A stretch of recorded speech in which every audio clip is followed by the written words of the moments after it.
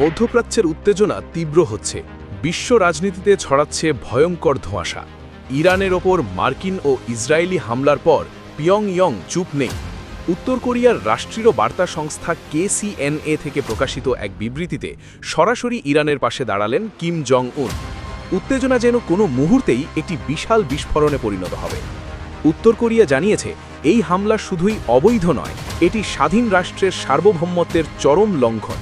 গত 1 March 2026 KCNA মাধ্যমে প্রকাশিত এই কড়া বিবৃতিতে বলা হয়েছে, যুক্তরাষ্ট্র নিজের আধিপত্য বজায় রাখতে আন্তর্জাতিক আইনকে অবজ্ঞা করছে।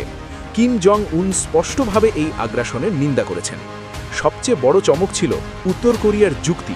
তারা ইঙ্গিত দিয়েছে, ইরানের এই পরিস্থিতির মূল কারণ হল শক্ত প্রতিরোধ ব্যবস্থার অভাব। কিম জং উন বলেছেন, কোনো দেশের সার্বভৌমত্ব রক্ষার জন্য পারমাণবিক অস্ত্র কতটা জরুরি এটি আবার প্রমাণিত হল।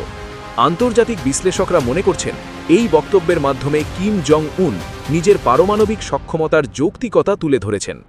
আশ্চর্যের বিষয় হল, এই হামলায় ইরানের সর্বোচ্চ নেতা আয়াতুল্লাহ আলী খামেনেই নিহিতের গুঞ্জন থাকলেও KCNA-তে প্রকাশিত অফিসিয়াল বিবৃতিতে উত্তর কোরিয়া সরাসরি কোনো মন্তব্য করেনি।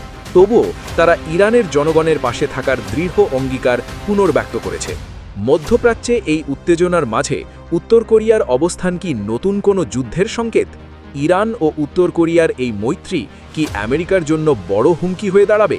আপনার মতামত কমেন্টে অবশ্যই জানান।